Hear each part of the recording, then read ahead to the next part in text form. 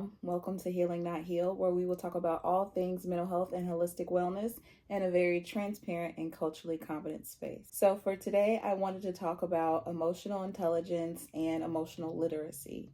And you've heard me mention introspection before on a previous video.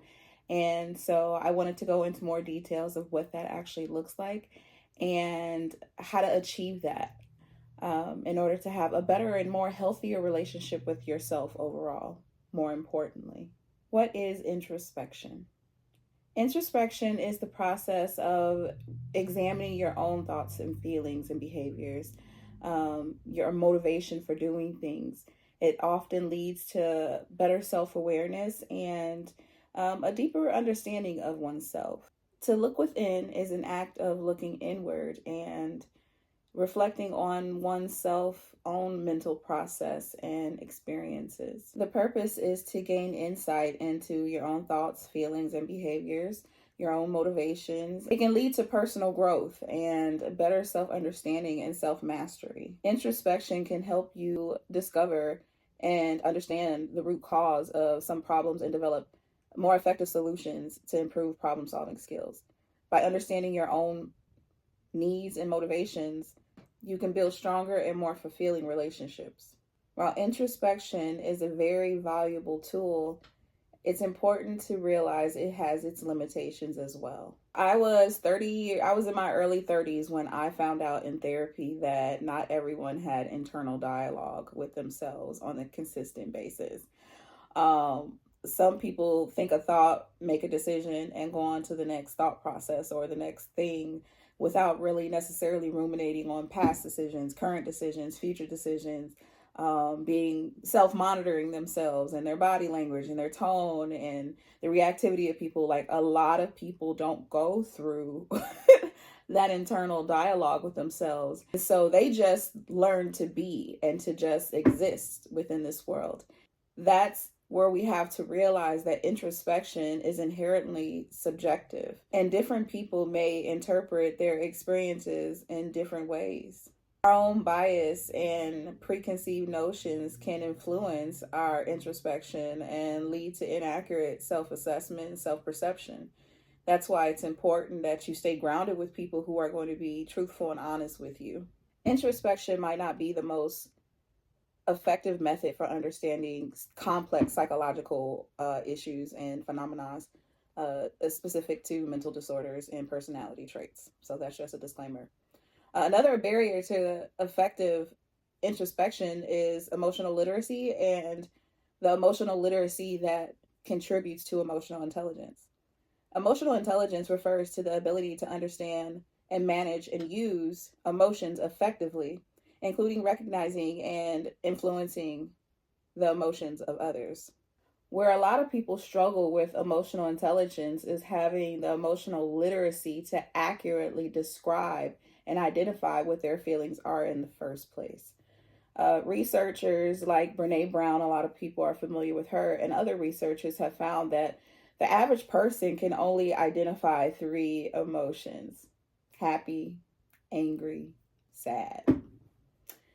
Some studies have shown that those with higher education can identify up to 7, and that therapists with a certain amount of time, I think they gave them 30 seconds, can name up to 13 professionals, right? That being said, there's actually over 7,000 emotions that can be identified, potentially, that to only limit our identification skills to 3 to 7 emotions.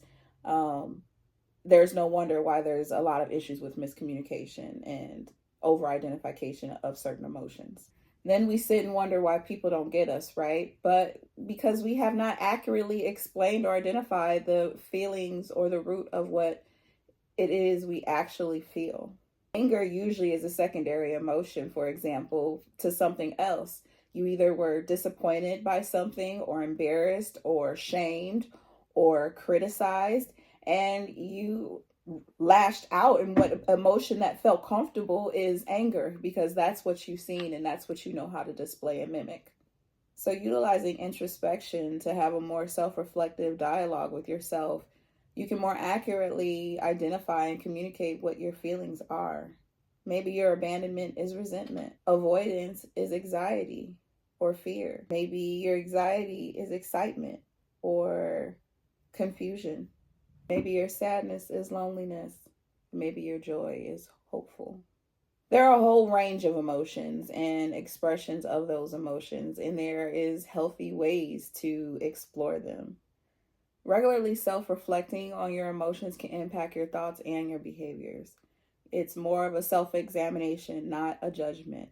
You don't sit here and pick apart your thoughts and a criticism or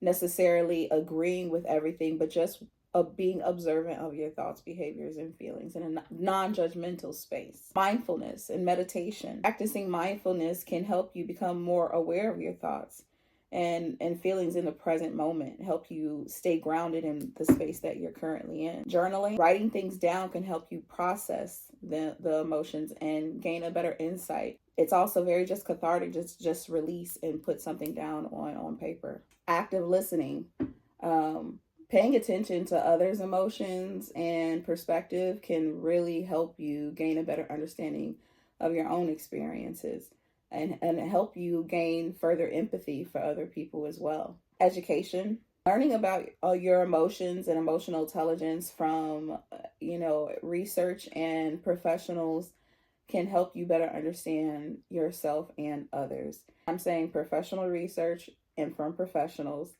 not random people that you feel aligned with on TikTok who are venting and just kind of saying things. Explore people who have done the work. Seeking professional help, therapy, counseling, health coach, spiritual guidance, they can all be very valuable tools in strategies for deepening emotional literacy with yourself. Emotional literacy is the ability to identify and understand and express and manage one's own emotions, as well as empathize and understand the emotions of others.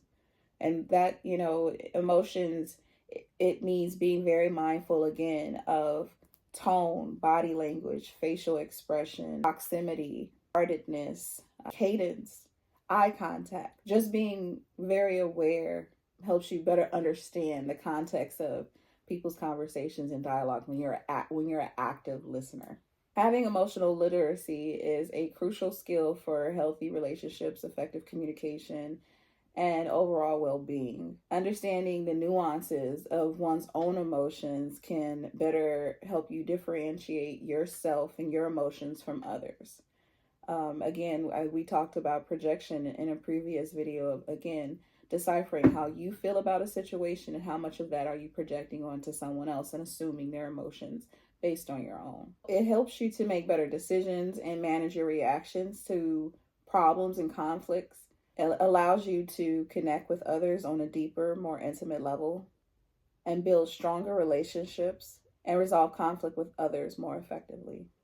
There is more ownership and identification of your emotions, again, versus sticking to being angry, happy, sad, and thinking that this other person is the source. Express your emotions more clearly and appropriately and enhance the communication and reduce misunderstandings. It can help contribute to improved mental health and well-being by being able to provide your own self-regulation and resiliency. Again, being able to identify and express your emotions and accurately communicate them, again, can lead to effective emotional regulation, interpersonal skills, and just overall distress tolerance. As always, I hope that this was informative and it helped you get closer to healing yourself and having a better understanding of yourself. As always, follow me on all social media platforms at Healing Crown Counseling. If you have more questions, you can always drop them in the comments. Please like, share, subscribe. Healing Not Heal always airs every Thursday at 6 a.m. We have Sound Healing Sundays live every Sunday, Instagram. You can follow me there and then catch the replay that following Sunday morning. Thank you, Healing Family.